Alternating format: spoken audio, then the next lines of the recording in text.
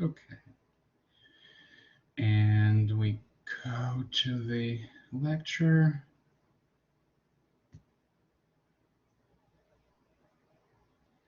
Okay, there's our quiz. Let's open it full screen.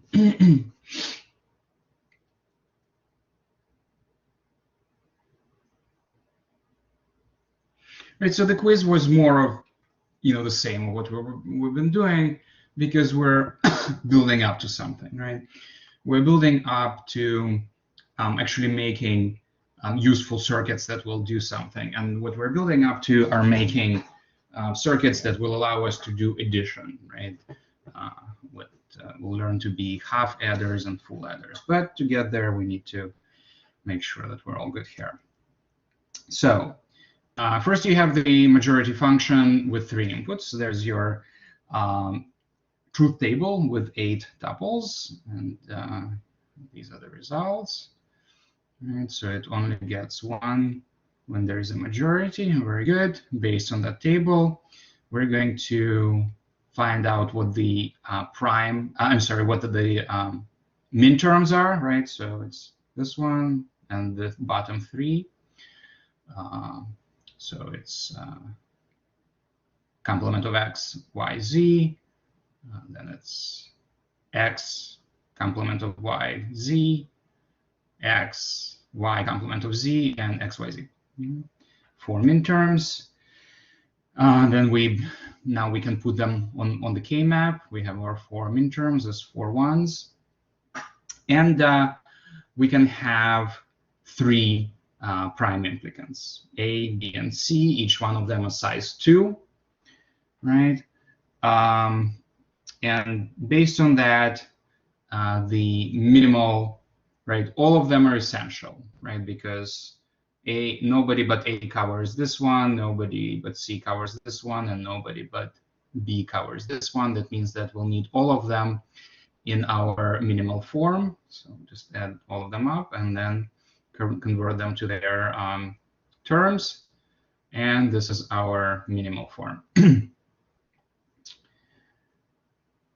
So from this expression, right, we can see that we can take any 2 out of 3 variables to form a majority, right? So when you look at it, at this final minimal form, it makes sense. Right? So if any pair of these 3 inputs are 1, then the whole thing is going to be 1. Any questions? Okay. Very good. So the next one is a little harder, right? Here is our majority function with 4 inputs, a longer truth table. Now, first, let's do all of the outputs that are sort of definitely true, right? Or definitely false, right? So we have a clear minority, they're all zeros, and a clear majority, they're all ones, right? So a clear minority is where you have at least 3 zeros, 3 or 4 zeros. Clear majority is where you have 3 or 4 ones.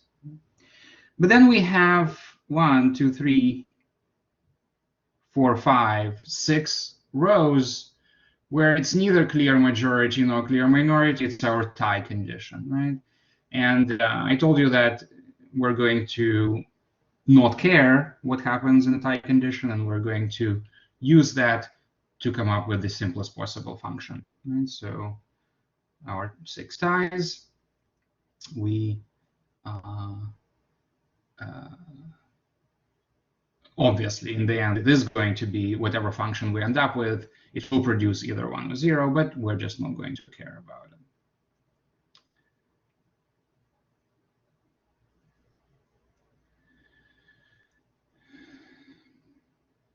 So we care about the minimization. So all of the ties will become Ds.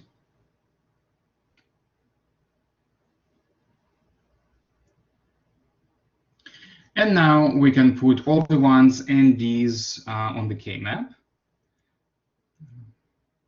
Right now, where do we put them? How do we? Quick question.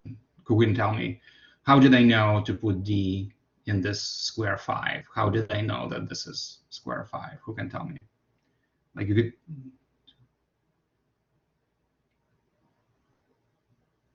I mean, if you just go to the binary value of 5, and you can just follow that on the K-map.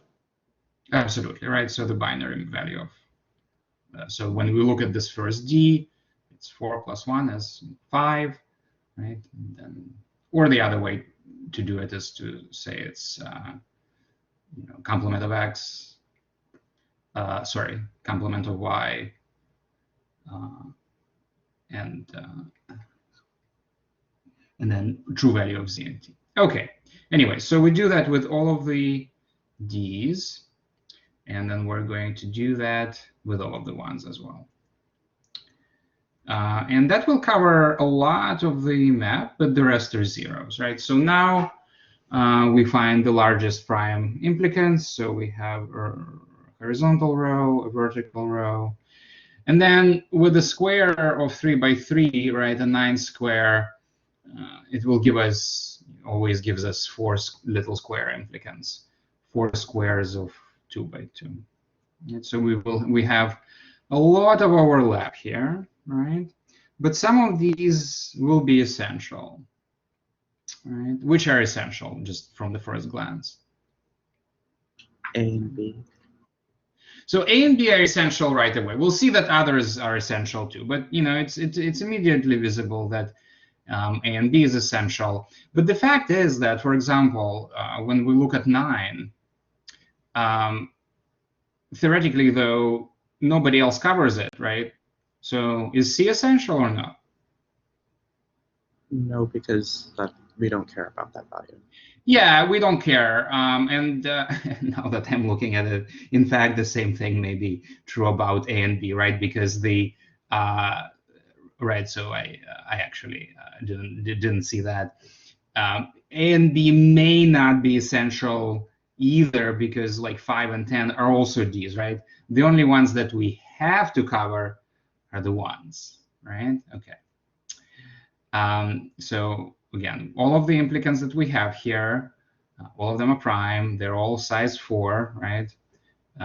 From A through F, all of them, right? But none actually are essential, right? So the little cross of ones that we have in the middle there, right? Each of those ones is covered by multiple implicants. In fact, each of them is covered, I think, by at least 3, and 15 is covered by 6, right? So none are essential, right? So now, how do we come up with minimal forms, right? So let's consider the ones that are the least covered, not 15, but let's find the ones that have, as few implicants covering them as possible, right? So those are the 4: 7, 11, 13, and 14. 7, 11, 13, and 14. Each one of them are covered by 3. 15 is covered by more. Now let's pick one of them. We're going just to randomly pick one. Pick this one, which is 7. Okay. So 7 is covered by 3, A, E, and F. And that will become the possible cases, right? So if we start with the A, right? So we say, all right, we're going to use A to cover 7. Right? Then we will follow, right? And see, all right, so A will also cover 15 and 13. And now we'll only need to cover 14 and 11. Okay?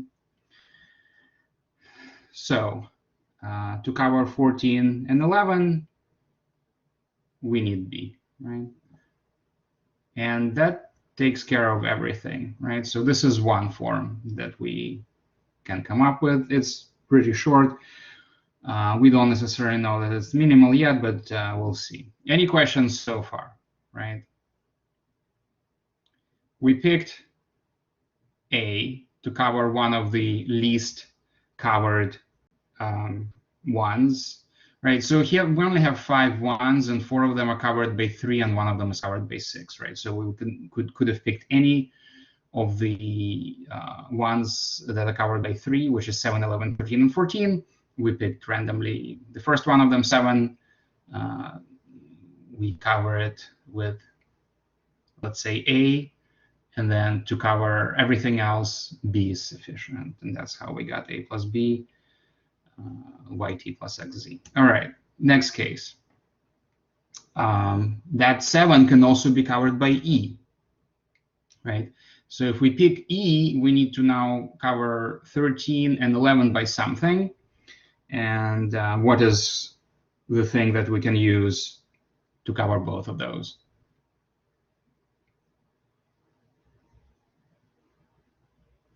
If I start with E, what other implicant I need? Just one. C. C, very good. Yeah. So E plus C gives us the same thing, right? Then we're going to take the next possibility for 7, which is F. It's the yellow square, right? And if we start with F, then the only one that we need to cover everything else is D. So we got F and D. And let's see, do we have another case? I think that's it, right? There are no more cases for 7, so we got 3 forms, and they're all minimal because they're all the same complexity. Right? So we got 3 minimal forms. Any questions? Okay. So make a note that from the expression of the minimal form, we can see that we take any 2 out of 4 variables, and the remaining 2 to form at least a tie. At least a tie. Okay. Now, if we just think,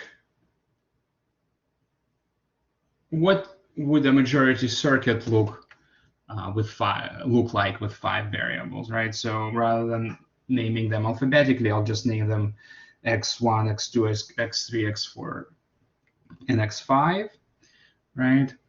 Here, at least 3 out of 5 must be ones in order for so this majority circuit to be 1, right? So what will we do with tie conditions in this function with 5 entries, with 5 variables?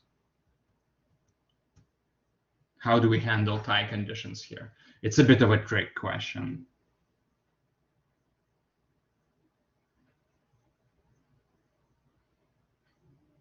Anyone? There's not going to be tie. Yeah, it is a trick question, right? With an odd input majority function, there is no uncertainty, right? It's always going to be the majority or not. Okay, very good. Now, what we have here, so this is the representation of it. And have either 3 out of 5, 2 out of 5. And then if we multiply it out, right, we'll get the min terms. I mean, sorry, these are not min terms, these are simplified terms. So these are all possibilities for the majority to occur, right? 1, 2, 3, 4, 5, 6, 10, right? 10 possibilities for the majority output, and it can be written out directly in the minimal form. Okay, that was just an aside. I will not have majority function with 5 inputs on the exam. Okay, now let's go to homework. And so this is homework 16, which picks up from where we left off on Thursday. So please recall that on Thursday we learned the tabular method, right? It was sort of like long and tedious. We used this tabular method to figure out this function, right? That has a certain number of ones and a certain number of d's, right? And as we finished, or as we completed the tabular method, we ended up with this number of prime implicants, right? In fact, So from A to G, they're implicants of 4, and H and I are implicants of 2. Right? And then the homework was to draw a K-map with the same implicants, right? So we did the hard way in class, and then I wanted you to do it the easy way at home, but name the implicants the same as they were named after the tabular method, right? So for example, A on your map will cover 8, 10, 12, and 14. Okay, so we have our map with 4 inputs, X, Y, Z, and T. And then we have our min terms, right? So all of the ones, 1, 2, 3, 4, 7, 8, 12, and 15. And then we have the Ds, 0, 5, 9, 10, and 14. Okay, and now we're going to start drawing the implicants from A through I. So there is the A, 8, 10, 12, 14. Then B is 1, 3, 7, 5. Then C is all the corners, right? 0, 4, 8, and 12. Then D is the bottom row, 0, 2, 8, 10.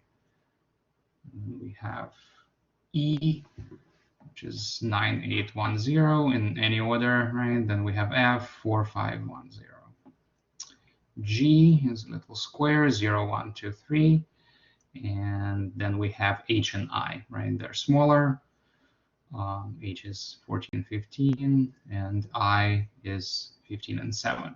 Okay, so a lot of implicants, they're all there. Okay, very good. So now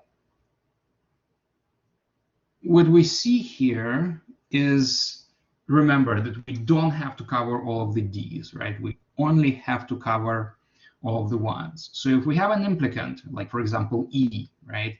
And it covers 9, nobody else does. But that wouldn't make E essential because 9 contains D, right? It's not 1, so it doesn't need to be covered. So because of that, the ones inside E, for example, is 8 and 1, right? And both of them are covered by other implicants, right? So if we carefully look at this, you will not find even a single one that is not covered by more than one implicant. That means that none of these implicants are essential. But we still have to come up with some kind of minimal form, right? So as we did on the quiz just now, right? We're going to find or pick ones that have the fewest number of implicants covering them, right? And all 6 of these ones are covered by exactly 2 implicants. So for example, 2, right there it is. 2 is covered by D and by G, right? And for example, 3 here is covered by G and by B, right? So all of them are covered by 2. So we're going to pick just one of them. Let's say the first one, which is 2. And as I said, it's covered by D and by G, right? And now that means that if we start from here, then every minimal form will contain either D or G, right? So that will make 2 cases, right? Or 2 groups of cases. So in the first case, we say, all right, we're going to pick D. So all of this case will contain D. So if it contains D, then all of these are covered. But we still need to cover 5 other ones, right? So if we pick D, sure, D is green. Oh, I'm sorry, this is D. Right? Then 8 and 2 are covered, but the ones that are not covered are 1, 3, 7, 15, 12, and 4. All right. To cover the rest, we need one size 2 implicant for 15 and 2 size 4 implicants, right? So 15 is here, right? We need one size 2 implicant, and then the 2 size 4 implicants to cover everything else, okay? So one possibility is to have D, is the green, then B is the blue, and C is the corners. Yes. Hello? Somebody's mic is on. Yeah, that's cool. Somebody's microphone is on? You're asking a question? But Could you please turn off your yeah, what about microphone? it? I like it. No, all of it, the red, Yeah. fell out everywhere where the blue was. I mean, it looks. Okay, Melissa, can you hear me? Oh, weird. Melissa Vento? Oh, and this part. Oh, yeah, I didn't. Yeah. See the red one? Melissa? Not all of it. Only like. This looks really good still. Just the tip. Yeah, where it was, just where it was over the blue. Remember how the blue one had come out with the bleach? Yeah. But red dye over top of it, stripped full. Melissa. Oh, good. Isn't that This strange? is That's horrible. weird. Like, You know what you need a stripper. Oh no! You remember what I told you? Baking the baking Okay, soda so and unfortunately head I and will have shoulders. to. oh, I did that too. I actually Oh, you did? Okay, well, the session is being recorded, so Melissa will have to watch it later. Okay, everybody's still with me. Okay, let's go back to it.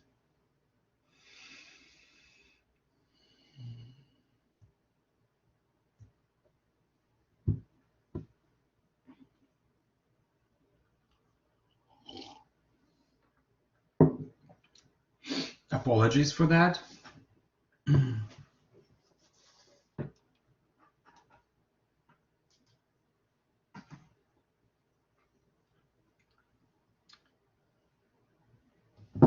Okay.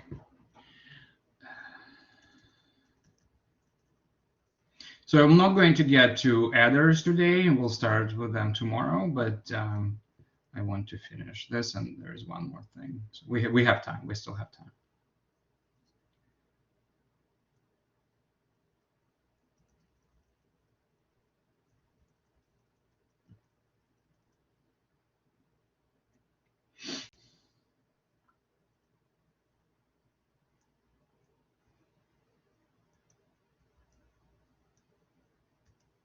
First of all, I wanted to ask, are you going to update the readings?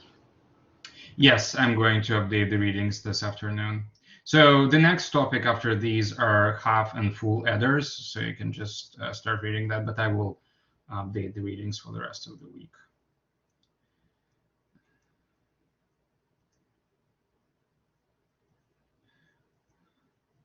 Okay, so if we start with D is the bottom row, then B will cover 7, 3, and 1. C will cover 12 and 4. And then we still need to cover 15 with either H or I, right? And that will turn case 1 into 2 possible cases, DBCH or DBCI. Everybody can see that? Okay. The other possibility is if we start with D. D is the bottom row, and G is the corner square here. Then we can get, yes? I was removed from the class. I can't see what you're doing anymore. I try to reconnect, but it says that the moderator removed me. Right, it's because you turned on your microphone and we could hear your conversations, and I was asking you to turn it off Oh, and you weren't it was hearing me. connected to my headphones, so I didn't realize that. Right, so we have to be careful about that. The lecture is being recorded, so you'll be able to, you can listen to it now and then you can go back to the recording and watch the whole thing. But in the future, please be careful about microphone, okay? Okay, but then will I be able to see the next lecture? Or Yes. am I permanently? Okay. Yes, yeah, it's just that, yes, you will be able to log into the next lecture, absolutely. Okay. Yeah, again, everybody, you know, make sure your microphone is off unless you're asking a question, right? Otherwise, you're making it impossible for the whole class to continue. All right.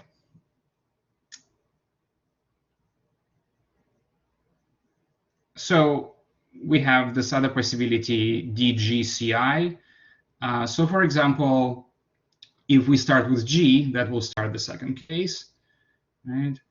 G will cover 1, 2, and 3.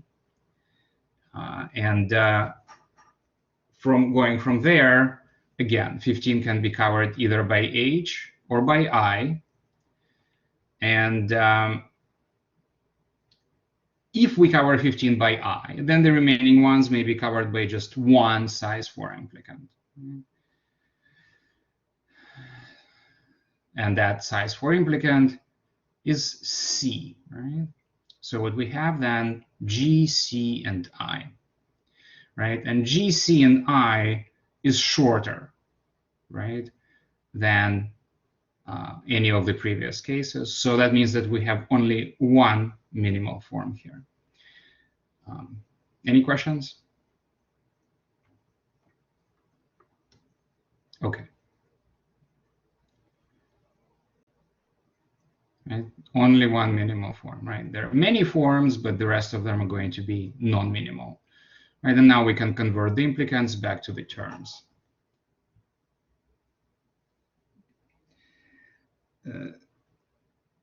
Similarly, so the problem is that if a person doesn't quit themselves, if I have to remove them, I don't have a way to bring them back in, right? So it's very unfortunate, but there is no way for me to sort of unremove you from this session. But you will absolutely be able to log into the next one.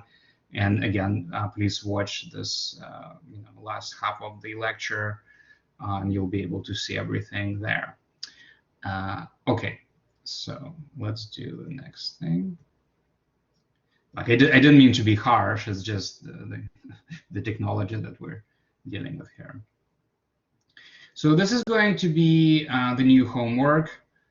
It is now posted already.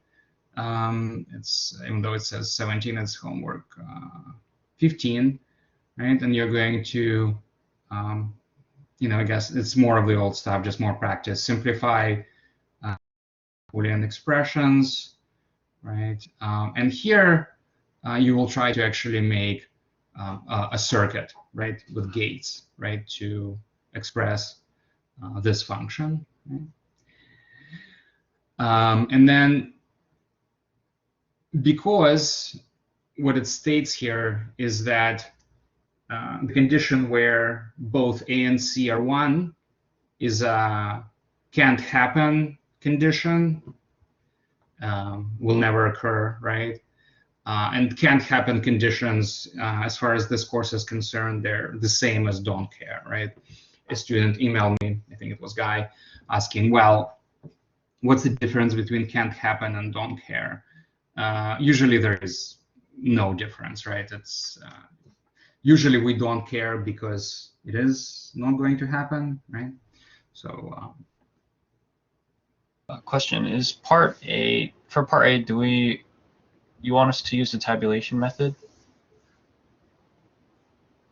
no, don't use the tabulation method. You need to know how it works, but just yeah, when it's not specified, you use the simplest method to achieve something, right? Okay. Okay. So you will have probably a K-map with some D's, right? And then you'll be able to simplify the functions. Will Okay. we use the tabulation method on the final? There may be a question. I may have to put a question with tabulation. Yes, I will try to make it simpler, but yes, I'll have to have a question like that.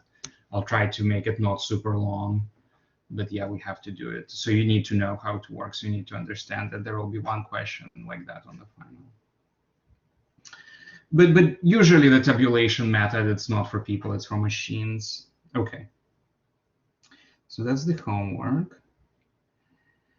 So the next thing is prime implicant table. Prime implicant table would be used together with the tabulation method to come up with minimal forms, right? So in our example, in our tabulation method, we came up with, a whole lot of prime implicants, but none of them, right? None of them were essential, right?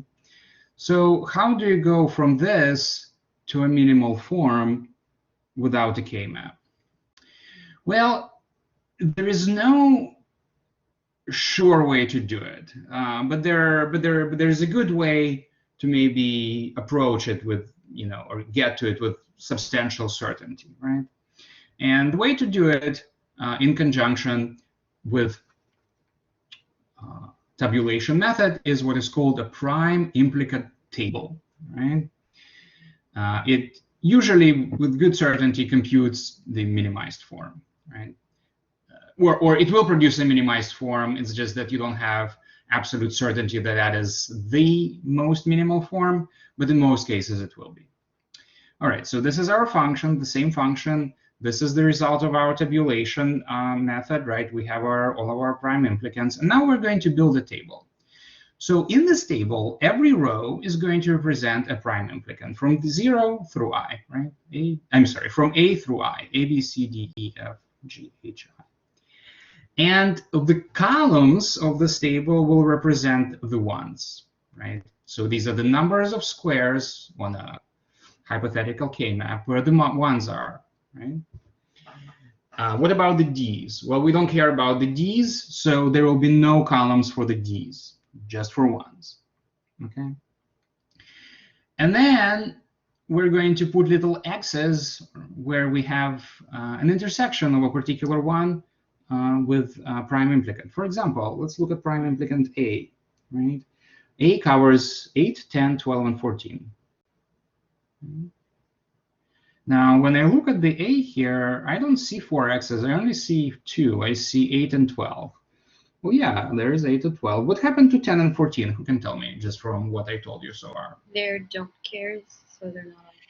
That's right, right? Remember, was that Anna? Yes. Or Chelsea? Okay. Yeah, that's exactly right. When you look at the numbers or squares on the K-map that these implicants covered, if you don't remember, we don't remember which one of them were ones and D's. But if you look, we only care about the ones, right? And that is why A has only X's on 8 and 12, right? Because we have a 1 at 8 and we have a 1 at 12, right? But 10 and 14, they're D's, right? Okay, so now looking at both of those things, we can fill out this prime implicant table. So for example, B has 1, 3, 5, 7. So 1, 3, and 7 are here, but 5 is here. So we need to put just 1, 3, and 7. You can do it quickly, and then do the rest of them, and then I and H, right? So I has 7 and 15, right? They're both in this list. And then for the H, it's 14 and 15. Yeah, 15 is there, but 14 is a D, so we don't put it. Okay, so that is how we fill out our prime implicant table. And so this is important, so let's pause for a second. Any questions about making this prime implicant table? It is an essential tool when you're working with the tabulation method.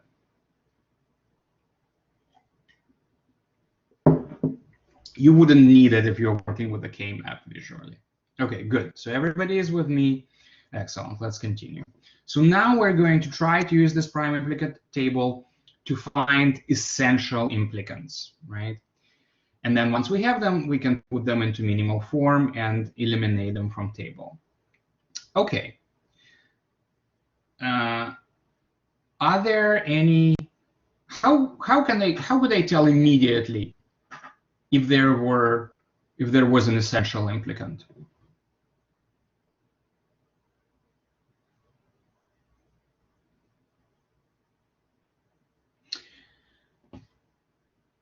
An essential implicant is an implicant that covers at least one square that nobody else covers, right? As you should know. If there's only one like column that had an X in it.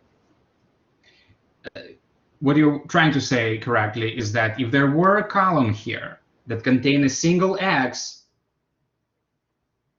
that would mean that that X or that one is only covered by one implicant, and we would see which one. So imagine that there was no X here, right?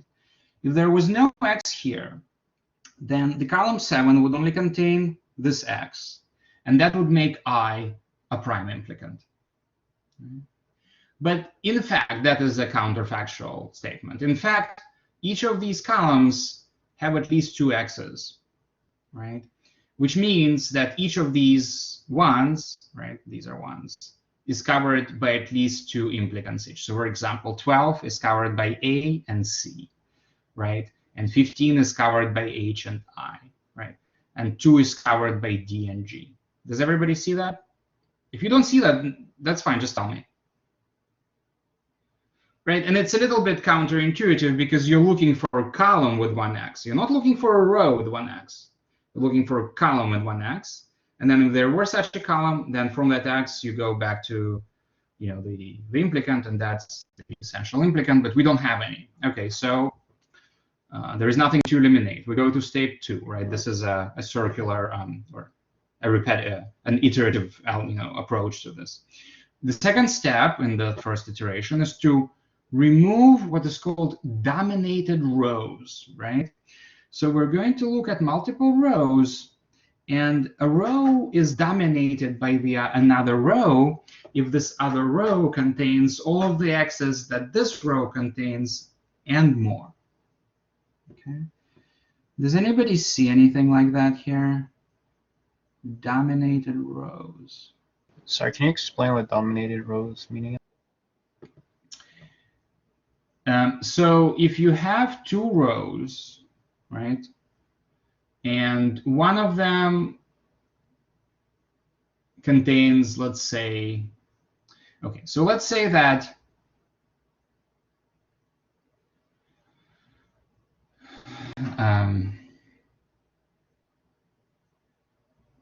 let's say that there was a row that contained 2 X's, and that there was another row that contained 2 X's in the same columns and another 2 X's somewhere else, right? So the first row would be dominated by the second. What it would literally mean, that whatever the first implicant covers, the second implicant covers as well, right? It means that the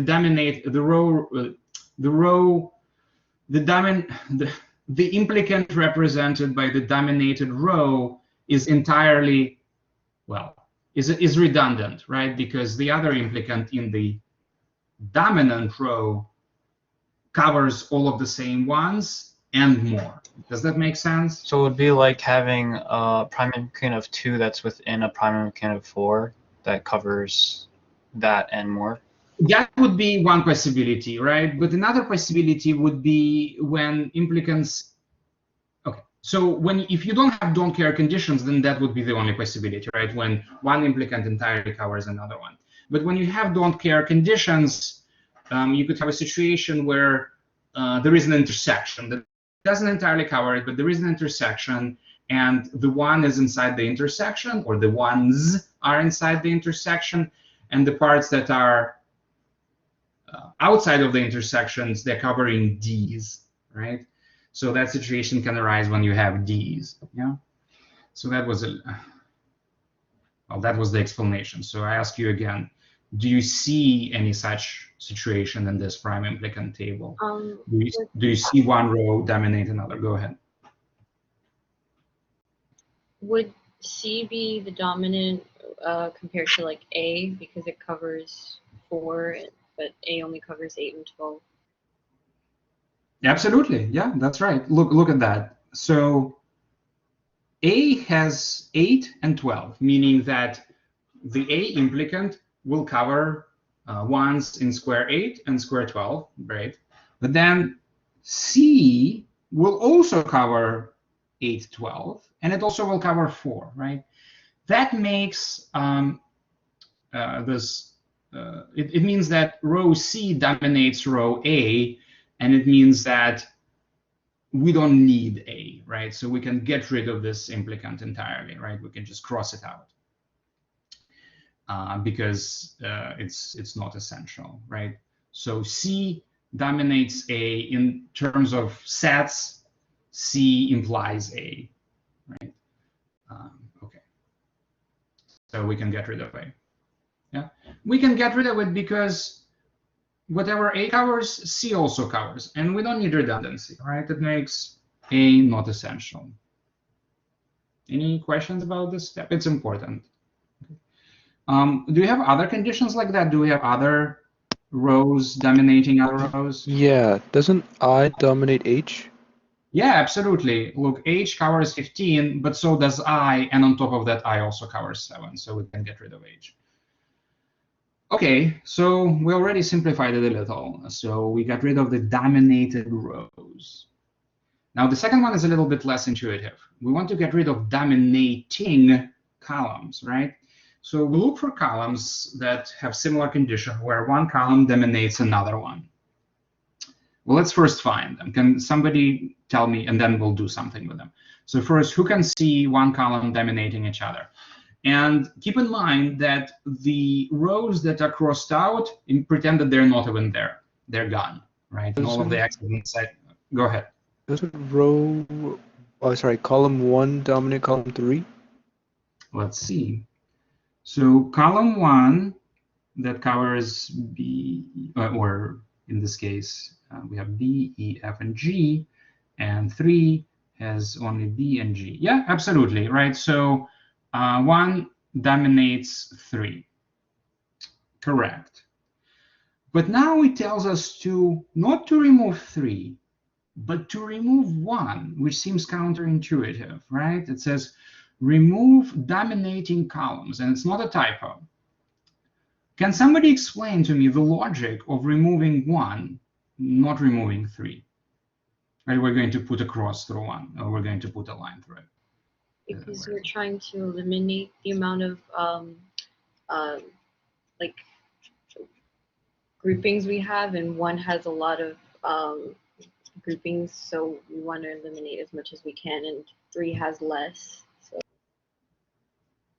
yeah, right. So that's right. So let me try to say it in other words. Well, again, so as the previous student said, right, 1 implies 3.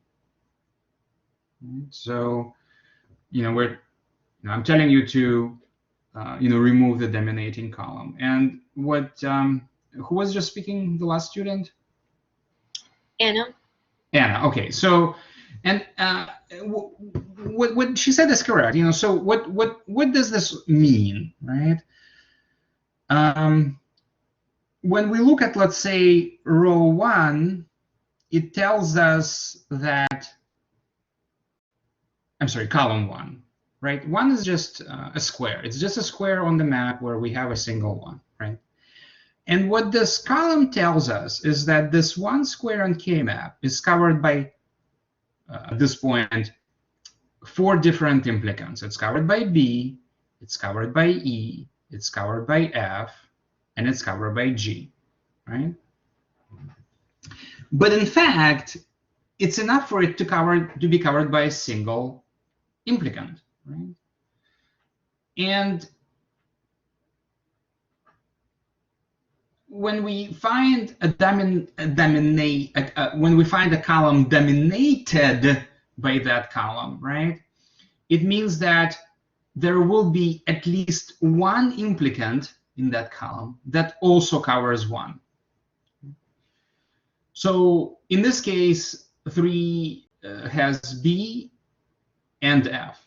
I'm sorry, B and G, right?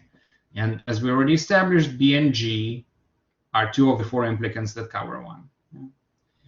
And if we get rid of this whole column and we are only left with this column, we still have B and G there, and one is still covered.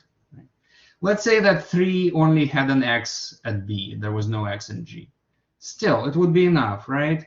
We only need that one to be covered by at least one implicant, right? So by crossing out this whole column of 1, right, we're not sort of like forgetting about 1. No. We know that there is another column that was dominated by 1, specifically column 3.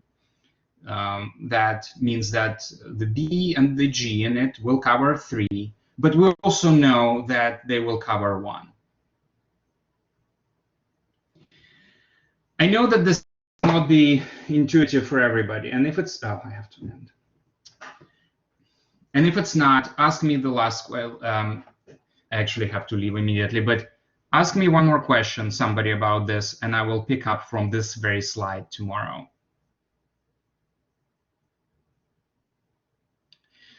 Okay, if there are no questions, I have to end on time because I'm actually teaching another course this week and next week, and the lecture starts immediately after. Again, any questions about this step 3, remove dominating columns? Right? I'm going to pick up with it tomorrow, and no homework for tomorrow, right? I think, so even though it appears on Gradoscope, you don't have to do it for tomorrow. We'll shift it to Wednesday. Okay, I have to stop now, but I will see everybody tomorrow. I will post readings, and but you can start reading about half and full adders. And I will also figure out what's wrong with Gradoscope, and you should get another email. Okay, see you tomorrow. Thank you, Professor. Yeah, Have a good day. bye-bye.